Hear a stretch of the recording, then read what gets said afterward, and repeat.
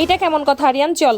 Please মা, আজকে আমি ঘরে খাবো না। কি আশ্চর্য কথা! কি হয়েছে? আরে দেখো না, তোমার ছেলের জন্য এত কষ্ট করে রান্না করছি, সে নাকি আজকে বাইরে ভাত আরিয়ান, খাবে। এটা কিন্তু একদম ঠিক না। ঘরে রান্না করেছে তোর মা, অনেক কষ্ট করে। আয় খেতে আয়। মাকে জিজ্ঞেস করো মা কি রান্না করেছে। কি রান্না করেছো তুমি? করলা ভাজি আর করলার চচ্চড়ি। এই চল তাড়াতাড়ি চল। এইগুলো মোড়ের বিরিয়ানির দোকানে আছে, আমরা তাড়াতাড়ি আয়। চল বাবা, দেরি করিস না, তাড়াতাড়ি চল। হ্যাঁ, এদিকে তাকাও। কি? 1 থেকে 50-এর মধ্যে যে কোনো একটা সংখ্যা বলো। আচ্ছা 6। তোমার সাথে আমি আগামী 6 দিন কথা বলবো না। কি বলো? প্লিজ আমার ভুল হয়ে গেছে, আমাকে আরেকটা সুযোগ দাও প্লিজ। তোমাকে হাত জোর করে বলছি, আরেকটা সুযোগ দাও। আচ্ছা ঠিক আছে, বলো 1 থেকে 50-এর ভিতর আরেকটা সংখ্যা বলো। 50। गजब बेइज्जती है। মেয়েটা 1 থেকে 50 বললো কেন? 100 তো বলতে পারতো। শোনো বোন, রূপের অহংকার করো না, কারণ রূপ দেহে একটা সময় কলেজ কাঁপানো মায়া গড়ে আমি স্বামীর ঘরে অবহেলা পাইতে দেখছি। একটা কথা সব সময় মনে রাখবা, সকালবেলা যেই সূর্য চকচক করে, সন্ধ্যা হলে সেই সূর্যই কিন্তু আবার আধারে মিলিয়ে যায়। বাচ্চারা পড়তে বস, যদি ফেল করস তোর বাবা তো তোদেরকে সবজির দোকান দিয়ে দিবে, জানোস না সেটা? হ্যাঁ মা, জানি। তাহলে তোরা কি সব প্রিপারেশন নিয়ে ফেলছিস? হ্যাঁ মা, নিয়ে ফেলছি। ওমা তাই নাকি? তাহলে বল দেখি। লইবেন আলু পেঁয়াজ সবজি, লইবেন আলু পেঁয়াজ সবজি।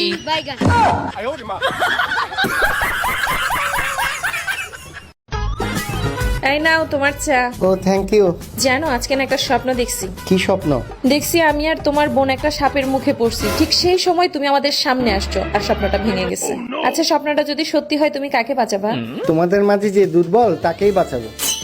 কে দুর্বল তোমার চোখে? তোমাদের দুইজনের মাঝে সাপটাই দুর্বল, তাকেই বাঁচাবো। गजब बेइज्जती। বেচারা সাপ।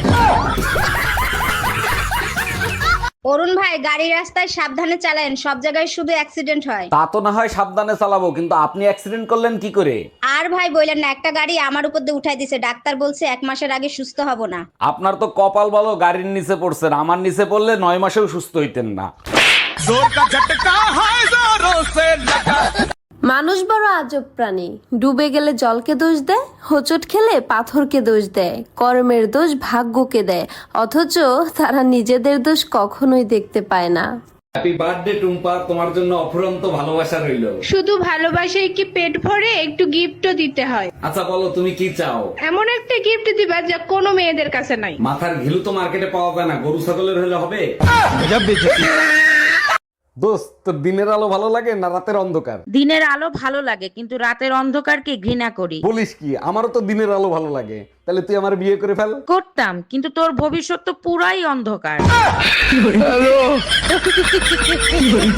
সারাদিন কাজ করে বাসায় আসি কি তোমার মুখের চোপা শোনার জন্য? চা খাও, মাথা ঠান্ডা করো, এত চিল্লাচিল্লি কইরো না। সরি সোনা বউ, রাগের মাথায় অনেক কিছু বলে ফেলছি। আচ্ছা ঠিক আছে, তাইলে চা খেও না, চায়ের ভিতর ইঁদুর মারা বিষ আছে।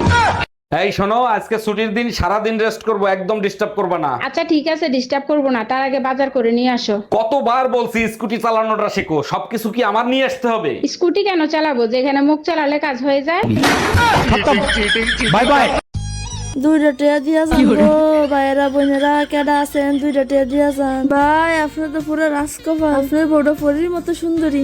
হেই, টাকা লাগলে টাকা নিবা, তাও এইসব মিথ্যা কথা বলবা না।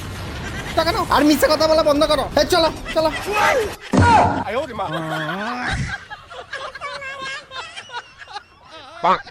আচ্ছা তুমি তো ভালো ইংলিশ বলতে পারো, আমারে একটু একটু করে ইংলিশ শেখাতে পারো না? তুমি আসলেই একটা মেন্টাল, আর মেন্টাল মানে ভালো মানুষ।